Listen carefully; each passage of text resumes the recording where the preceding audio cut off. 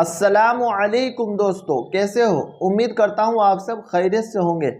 دوستو آج اس ویڈیو میں آپ کو بتائیں گے کہ حضرت حلیمہ رضی اللہ تعالی عنہ کے یہاں کیسے اللہ پاک نے برکتیں عطا فرمائی۔ سنیں، عرب میں سخت قحط پڑا ہوا تھا۔ قبیلہ بنو سعد کی عورتیں بچوں کو پرورش کے لیے مکہ مکرمہ میں آئی ہوئی تھی۔ انہیں میں سے حلیمہ سعدیہ بھی اپنے شوہر کے حارث بن عبد العزیہ کے ساتھ دبلی پتلی سواری پر آئی تھی۔ تقریباً ساری عورتوں مکہ کے مالدار گھرانوں کے بچے لے چکی تھی، صرف حضرت حلیمہ ہی کو کوئی بچہ نہیں ملا تھا۔ ان کو معلوم ہوا کہ عبد المطلب کا پوتا محمد بن عبداللہ ابھی موجود ہے مگر یتیم ہے، اور ساری عورتوں نے ان کو یتیمی کو دیکھ کر چھوڑ دیا کہ جب ان کے والد ہی زندہ نہیں تو پھر اجرت ملنے کی امید بھی نہیں ہے۔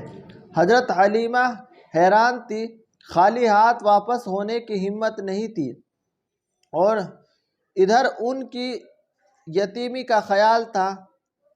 بالآخر انہوں نے شوہر سے مشورہ کرنے کے بعد آپ صلی اللہ علیہ وسلم کو پرورش کے لیے قبول کر لیا۔ اسی وقت سے ان کی آنکھیں آپ صلی اللہ علیہ وسلم کی وجہ سے بے پناہ برکتوں کا مشاہدہ کرنے لگی۔ وہ کمزور سواری جو آتے وقت بار بار قافلے سے پیچھے رہ جاتی، اب سب سے آگے نبی تیز رفتار سے چل رہی تھی کہ قافلہ والوں کو کہنا پڑتا کہ حلیمہ ذرا آہستہ چلو، اور گھر پہنچ کر بھی برکتوں کا مشاہدہ ہونے لگا کہ بکری کی تھن فاقے کی وجہ سے خشک ہو گیا تھا اور دودھ سے بھر گیا، چنانچہ انہوں نے اور ان کی شوہر نے پیٹ بھر کر پیا۔ اس کے بعد حضرت حلیمہ روزانہ آپ صلی اللہ علیہ وسلم کی وجہ سے برکتوں کو دیکھتی رہتی تھی۔ سخت قحط سالی کے اس دور میں بھی ان کے گھر میں اتنی خوشحالی تھی کہ قبیلے والے حیران تھے، اور ہر شخص اپنے چرواہے کو یہ تاکید کرتا تھا کہ اسی جنگل میں اپنے جانوروں کو بھی چراؤ جہاں حلیمہ کی بکریاں چرتی ہیں۔ سبحان اللہ! یہ ہے برکت ہمارے نبی صلی اللہ علیہ وسلم کا دنیا میں آنا اور برکتوں کا حاصل کرنا۔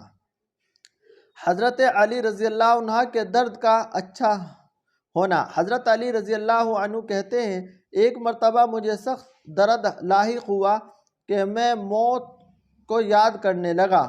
آپ صلی اللہ علیہ وسلم کی خدمت اقدس میں حاضر ہوا۔ آپ صلی اللہ علیہ وسلم نے فرمایا، اے اللہ اسے شفا عطا فرما۔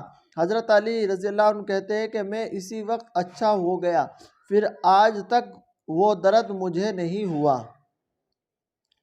ماں کے ساتھ حسن سلوک کرنا۔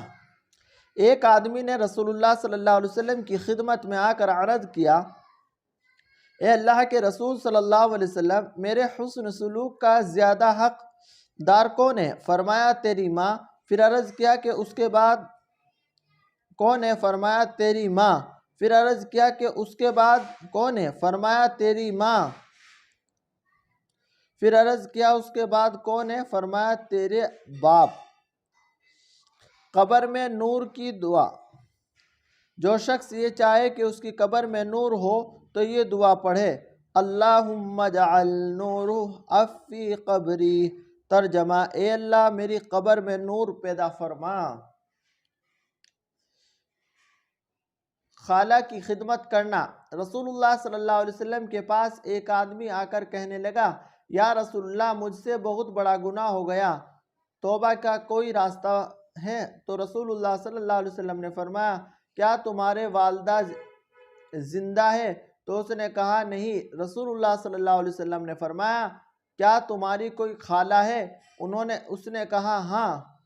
تو رسول اللہ صلی اللہ علیہ وسلم نے فرمایا، ان کی اطاعت اور خدمت کرو۔ دنیا کمانے کی نیت سے دین پر چلنا۔ قرآن میں اللہ تعالیٰ فرماتا ہے، لوگوں میں کوئی ایسا بھی ہے جو کنارے پر کھڑے ہو کر اللہ کی عبادت کرتا ہے، پھر اگر اس کو کوئی دنیاوی نفع پہنچ گیا تو اس کی وجہ سے دین پر ٹھہرا رہا، اور اگر اس کو کوئی آزمائش آ گئی تو اپنے منہ کے بل الٹے یعنی دین سے پھر گیا اور دنیا اور آخرت دونوں کو کھو بیٹھا۔ یہ دونوں جہاں کا کھلا ہوا نقصان ہے۔ دنیا کو بہتر سمجھنا۔ قرآن میں اللہ تعالیٰ فرماتا ہے، اے منکرو، تم لوگ دنیا کو آخرت پر ترجیح دیتے ہو، حالانکہ آخرت دنیا کے مقابلے میں زیادہ بہتر اور باقی رہنے والی نہیں ہے۔ اللہ تعالیٰ ہر شخص سے بات کریں گے۔ رسول اللہ صلی اللہ علیہ وسلم نے فرمایا، تم میں سے کوئی شخص بھی ایسا نہ ہوگا جس سے اللہ تعالیٰ اس طرح بات نہ کریں گے کہ اس کے اور اللہ تعالیٰ کے درمیان میں نہ کوئی پردہ ہوگا اور نہ واسطہ ہوگا۔ اپنے دائیں طرف دیکھے گا تو وہ اعمال ہوں گے جو دنیا میں کیے ہوں گے، یعنی نیک عمل۔ بائیں طرف دیکھے ہوں گے تو وہ عمل ہوں گے جو دنیا میں کیے ہوں گے، یعنی برے اعمال۔ وہ جہنم کی آگ اپنے سامنے موجود پائے گا۔ رسول اللہ صلی اللہ علیہ وسلم نے فرمایا، لذتوں کو ختم کرنے والی چیز موت کو کثرت سے زیادہ یاد کیا کرو۔ اللہ تعالی ہم سب کو ان تمام نیک باتوں پر عمل کی توفیق عطا فرمائے۔ دوستو، ہمارے یوٹیوب چینل اسلامک ٹیچر کو سبسکرائب کریں، بیل آئیکن کے بٹن کو ضرور دبائیں، لائک کریں، شیئر کریں۔ السلام علیکم۔